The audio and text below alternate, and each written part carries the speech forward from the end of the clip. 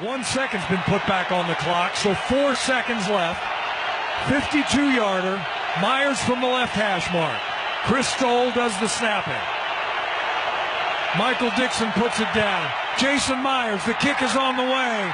And the kick is up. And the kick is good. And the Seahawks win the game. They beat NFC West foe, the Arizona Cardinals, on the final play of the game. That call right there from Steve Rabel and Dave Wyman. If you're just watching the highlight, is welcome into NFL Daily. Patrick Claybon, Jourdan Rodrigue. A little home edition of Thursday Night Football's recap. As Jordan, if you just checked in, if you just watched the last 5 minutes, you would have thought, wow, this is an incredible football game. A lot happened to get there. But how about Jason Myers stepping up after everything went wrong just moments ago and summoning the courage and belief, Jordan, to win the game for the Seattle Seahawks? And summoning that smelling salt that he brought from home, because that is the only way you are legally allowed to inhale them at this point per league rules, and taking that double hit right through the left nostril, Patrick. And I think that gave him 5 extra yards at least on that. Not the single hit, but you got to double hit that thing. And man, what a game that turned into over the last possession and a half, because it was a snoozer on the side of the Arizona Cardinals for most of it. Yeah, and we're going to have to work our way back through this game, because I go to the moment that it kind of turns around, because Zach Charbonnet is dancing into the end zone. It looks like a Seahawks touchdown to go up late in the fourth quarter, but there's a holding call. I'll say it. You know, I'm accused constantly, Jordan, of being a shield robot. I did not see a holding call on Jackson Smith-Njigba. The microphone caught him also feeling like there was no holding call on Jackson Smith-Njigba. And ultimately, the Seahawks don't get the points that they need. And then the Cardinals come back from what felt like the dead. It was zombie Cardinals late in the fourth quarter to make this a little interesting for the folks watching on Amazon Prime. That was only their second trip to the red zone all game, deep into the fourth quarter. The previous one was a field goal early in the first, in the first half.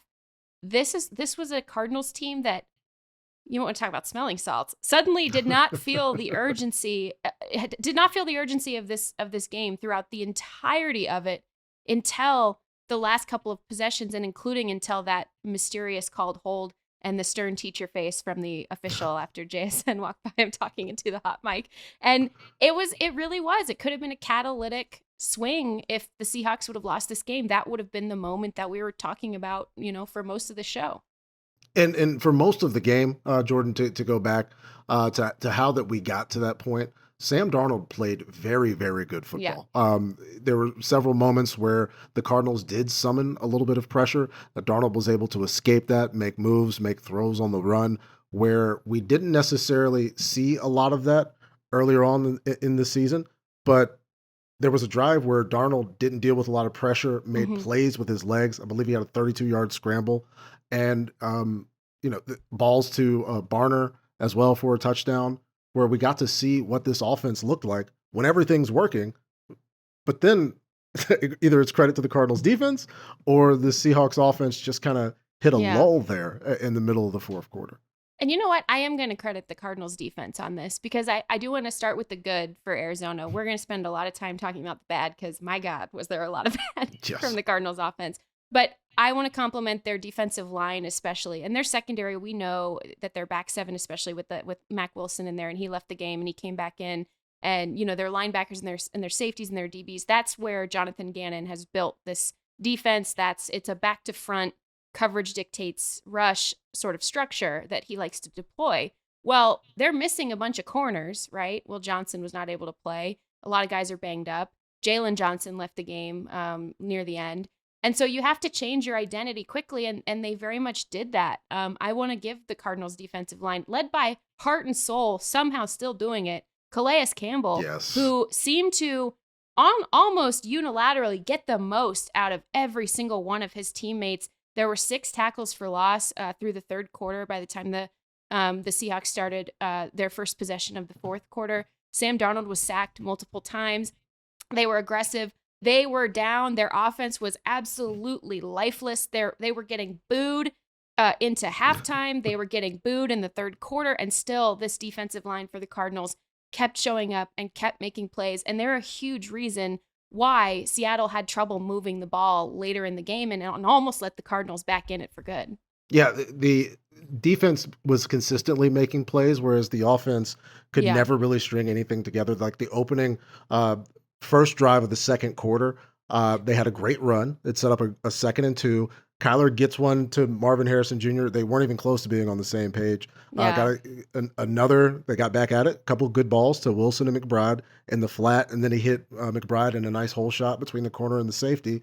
And then it all falls apart. Like Kyler winds up taking a sack. They look disjointed. And there was another bad play from Marvin Harrison Jr. also in that same drive where he hit McBride on the corner. And we get this ocean of pseudo psychology where everybody's peering into the mind of Marvin Harrison Jr. And Jordan, it was the most predictable thing in the world that I felt was like, oh, Marvin's going to make a play. He's gonna hit a knee and celebrate a touchdown like he always does. And everybody's going to act like, oh, this is it. This is his entire brain has shifted. This is now a different person versus it's just a good football player who was struggling to make some plays and he made a good play. I'll be on my horse about that forever. But there seems to be two versions of the Cardinals offense. Yeah. And we get them in the same drive sometimes, and it's infuriating.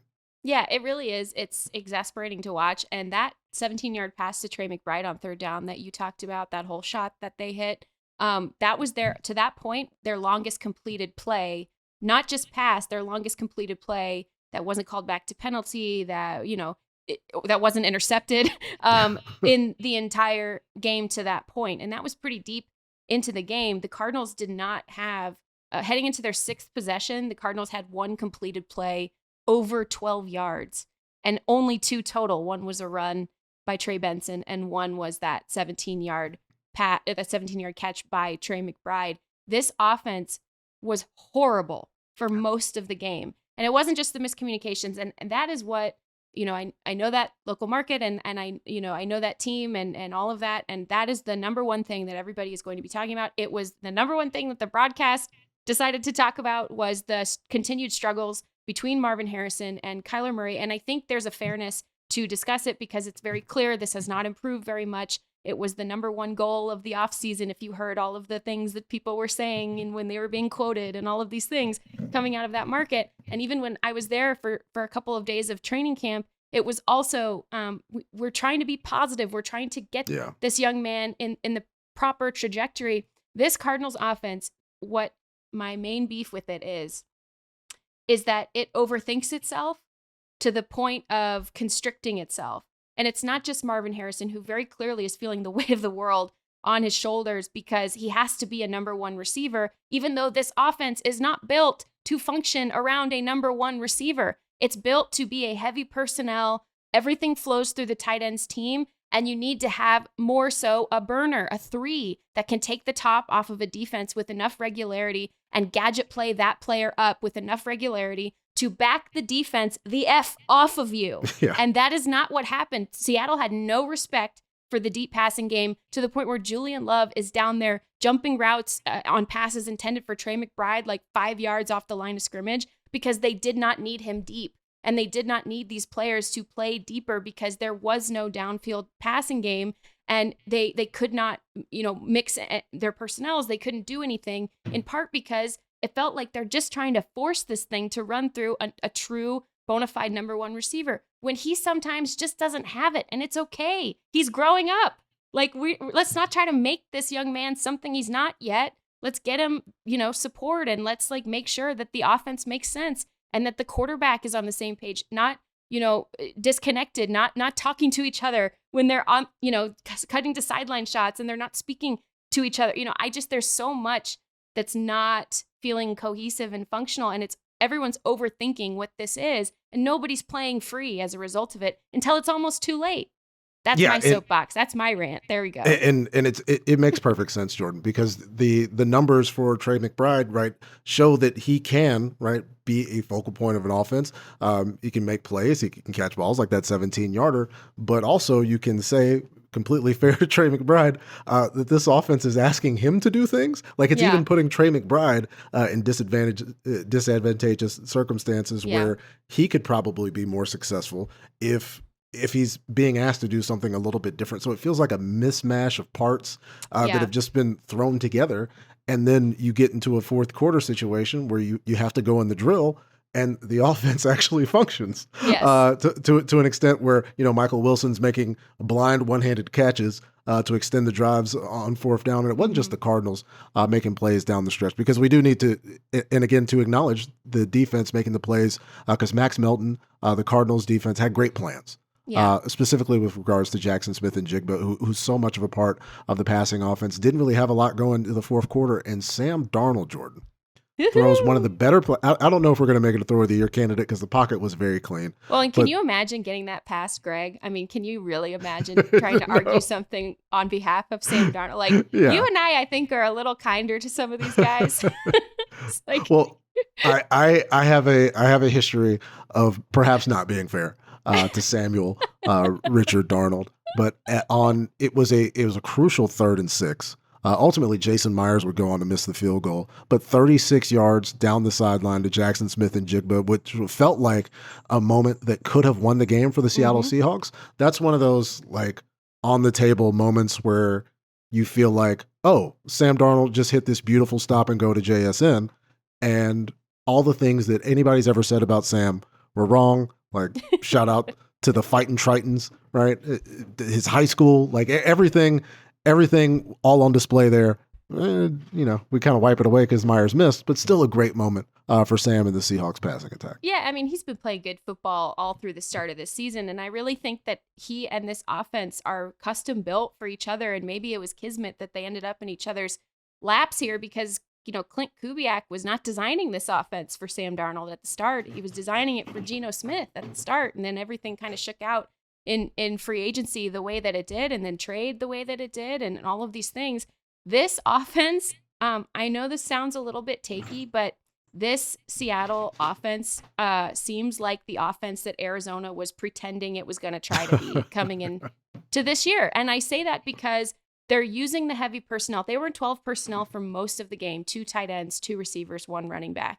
The way that they were mixing up their formations, at the end of the show, I have a couple of notes that I want to bring up that aren't necessarily in the game flow if we have time. And One of these things is with these tight ends, that they were mixing up formations, and not just, they weren't always totally efficient running the ball between Zach Charbonnet and Ken Walker, but they kept going because they understood that under center run game and then that under center play action game was going to settle Sam Darnold down and give him confidence. And eventually, if you hammer it enough, you're going to start being ahead of down. And like we credited the Cardinals D-line in advance for, making a lot of plays. They made a couple of big TFLs early, and they still kept running the ball, and they still kept utilizing these heavier personnel sets and going to the tight ends. AJ Barner, I think, caught their first touchdown. But this was like a smart use of the players that are talented in their roles, and you're not asking them to play outside of their roles.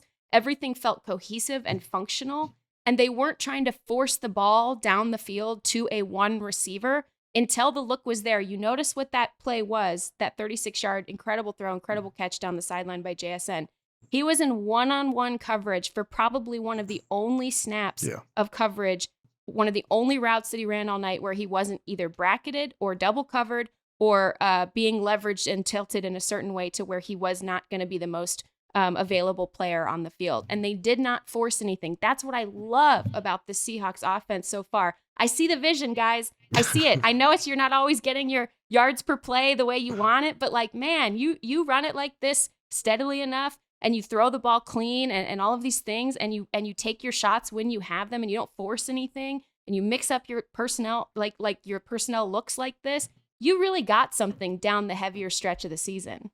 They did, and you can see the way that plan has come together in Elijah Arroyo, a little bit of a coming out part, as long as he's covered by Josh Sweat, which is one of those matchups where it's like, okay. It's just good math. It's tight end math out of 12 personnel. Yeah. Let's have our highly touted, highly paid edge rusher rush the quarterback and not necessarily cover tight ends, because he was down the field like taking a futility swipe at the ball. It was not good tape and a rough one for Josh Sweat. He did almost kind of completely turned the game around before the Cardinals turned the game around with an opening second half sack of Sam Darnold where he got the ball out, where we saw what this Cardinals defense can do. And late, we finally, the aforementioned Marv Jr. touchdown. Why don't we get a listen to the call? Because so much led up to this moment, and it felt like the universe had already decided Marvin Harrison Jr. was going to get in the paint.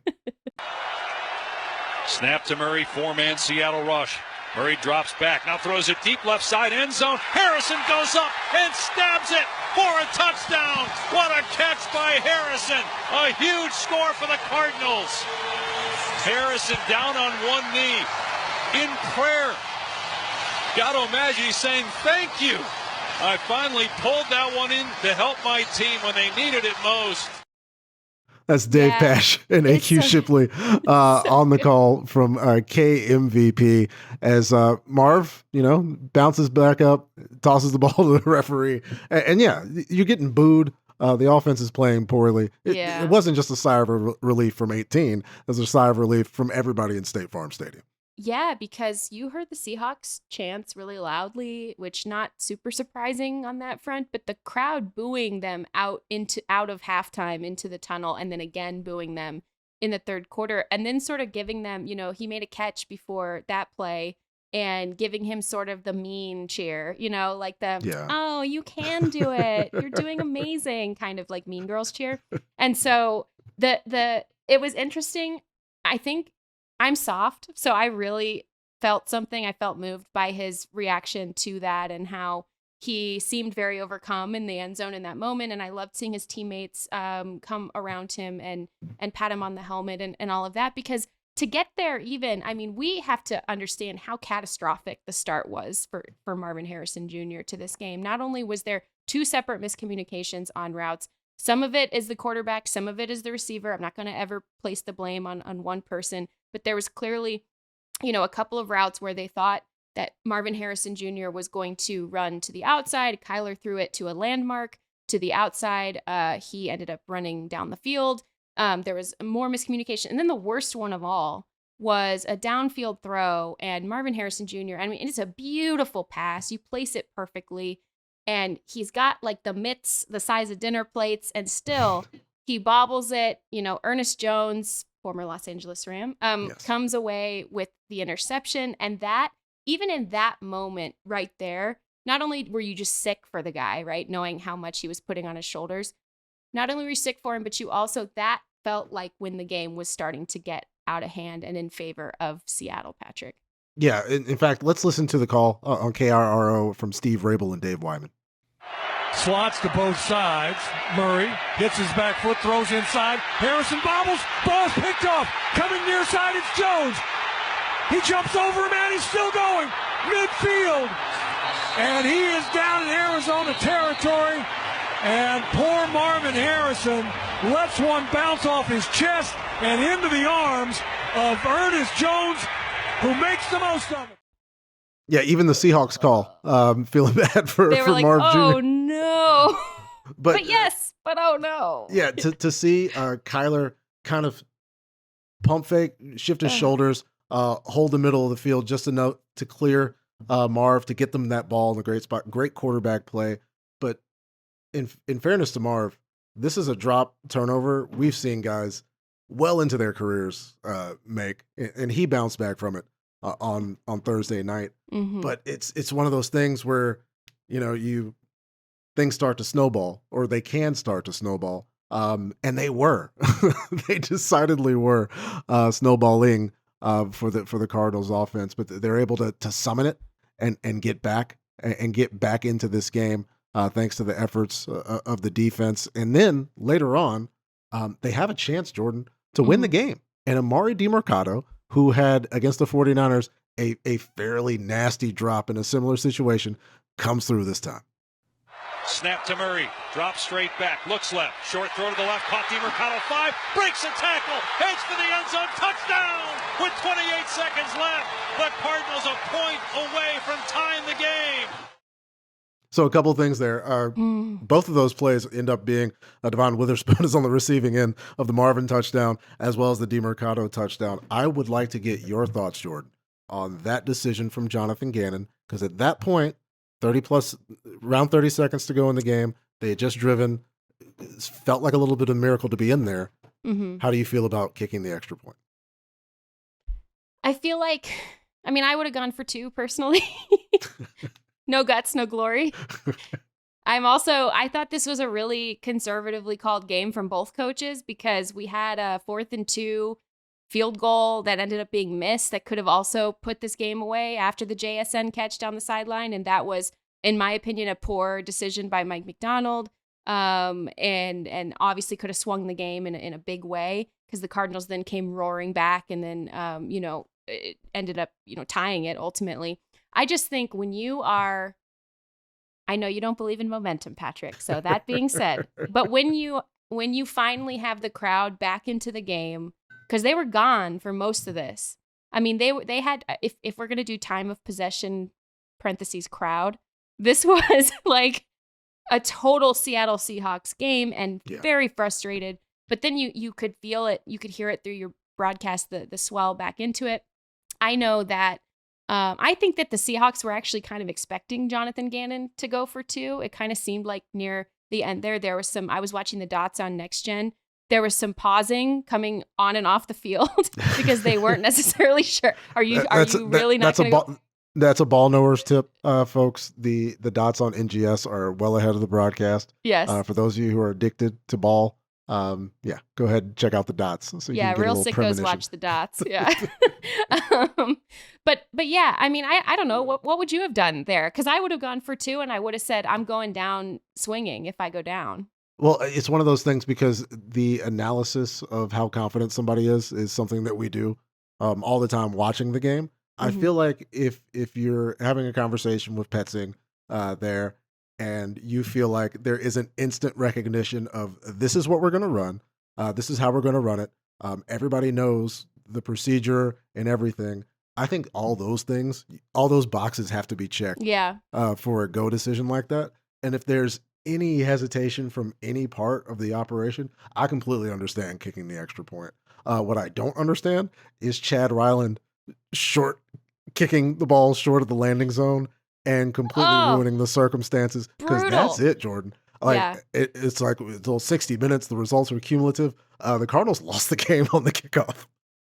I know the kickoff suddenly matters so much these last couple of weeks. It's wild. Shout out to Sam Schwartzstein. He's probably thrilled right now. And it happened on an Amazon Prime game too. Yeah. So between that was crazy because for those who maybe were catching in late, or in fairness, if you walked away from this one thinking that it was just going to be terribly boring right around halftime, the ball went to the 40 for Seattle. And then after that, there was a play downfield. Sam Darnold hits JSN again. Who else? Downfield, and JSN, very, very smart play where he makes the catch in bounds, but he stretches with 2 hands around the football to then tap the ball out of bounds to make sure that he is out of bounds, to the point where even the officials had to recalibrate and figure out, oh yeah, that's the rule. You have to make sure you stop the clock here. And then gave Seattle back a timeout, its last timeout at the end of the game.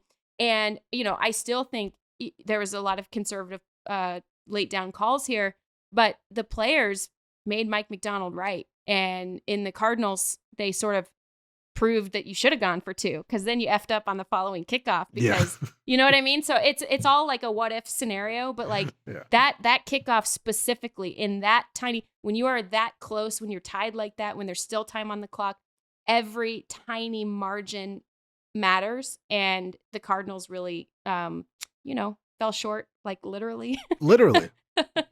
About a foot and a half. About a foot and a half.